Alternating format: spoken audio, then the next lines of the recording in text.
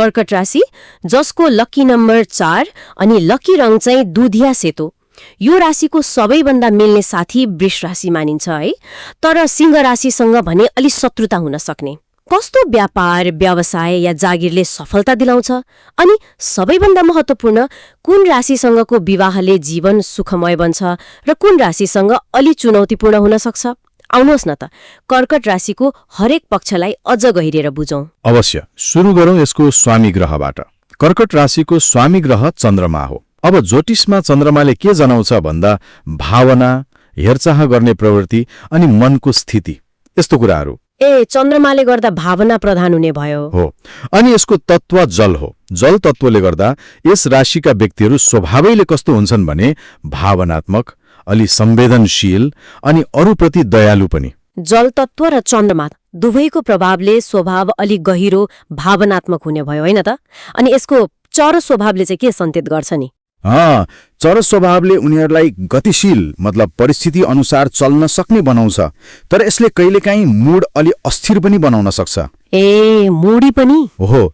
संवेदनशीलता र हेरचाह प्रमुख गुण हुन्, तर त्यो भावनात्मक उतार चढाउ पनि देखिन सक्छ बेला बेलामा। यहाँ केही रोचक कुराहरू पनि रहेछन्। शुभ रङहरूमा दुधिया सेतो त भइहाल्यो, सँगसँगै क्रिम र हल्का नीलो पनि पर्छन् रे।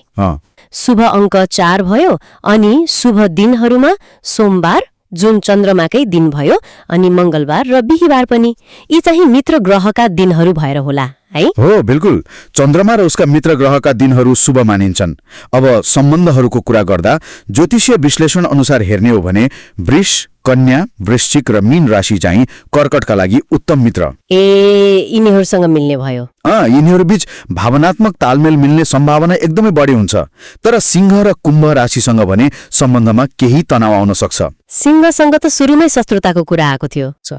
यी सबै जानकारी र विश्लेषणको आधार चाहिँ मेरो नेपाल मोबाइल एप हो है। यो एपबाट मतलब निःशुल्क रूपमा आफ्नो जन्म मिति, समय र ठाउँ राखेर कुण्डली बनाउन मिल्छ।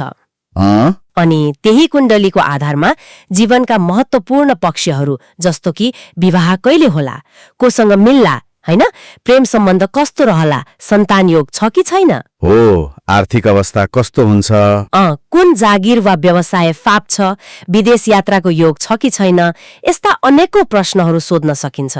हो। र यसको सबैभन्दा राम्रो पक्ष के हो भने उत्तर तुरुन्तै प्राप्त हुन्छ।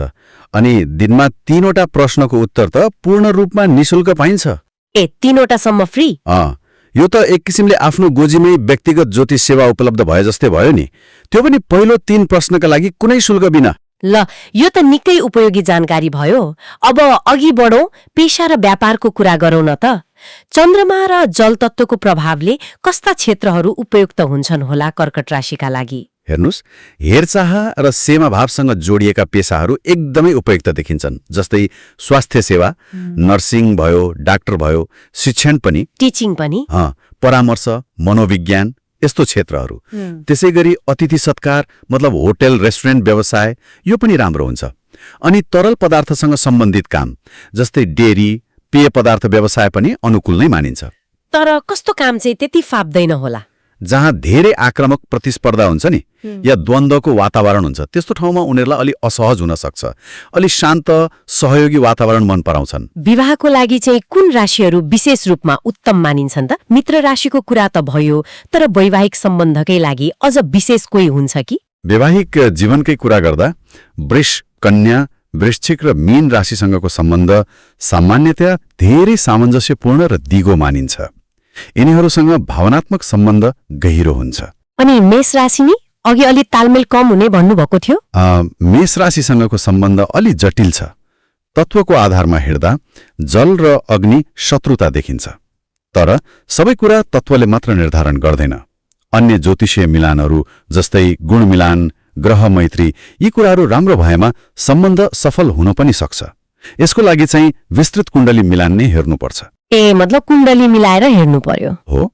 अनि जीवनमा थप सकारात्मकता ल्याउन, भाग्य चम्काउनका लागि केही ज्योतिषीय उपायहरू जस्तै रत्नहरू केही छन् कि? अवश्य छन्। कर्कट राशिको मुख्य शुभ रत्न भनेको मोती, पर्ल हो। चन्द्रमाको रत्न, यसले खास गरी मानसिक शान्ति र भावनात्मक सन्तुलनमा मद्दत गर्ने विश्वास गरिन्छ। मोती यसका साथै सहयोगी रत्नका रूपमा पुखराज, येलो सफायर र मुङ्गा रेड कोरल पनि लगाउन सकिन्छ। तर यी रत्नहरू लगाउनु अघि चाहिँ विशेषज्ञसँग आफ्नो कुण्डली देखाएर सल्लाह लिनु एकदमै राम्रो हुन्छ। कुण्डली हेराएर मात्रै हो। अनि इष्टदेव भगवान शिव हुनुहुन्छ। उहाँको नियमित पूजा आराधनाले पनि विशेष लाभ मिल्ने मान्यता छ। ल, एकदमै विस्तृत जानकारी भयो कर्कट राशिको बारेमा। भावनात्मक पक्षदेखि लिएर पेशा, सम्बन्ध, उपायहरू सबै समेटियो। कर्कट राशिको यो जुन भावनात्मक गहिराई छ, हेरचाह गर्ने स्वभाव छ, अनि कहिलेकाहीँ देखिने त्यो मुडीपन, यी सबै कुरालाई बुझेर आफ्नो सम्बन्ध र जीवनका महत्त्वपूर्ण निर्णयहरूलाई कसरी अझ सन्तुलित र अर्थपूर्ण बनाउन सकिन्छ होला, यो प्रश्नमा विचार गर्न छोड्दै आजको लागि यति नै गरौँ।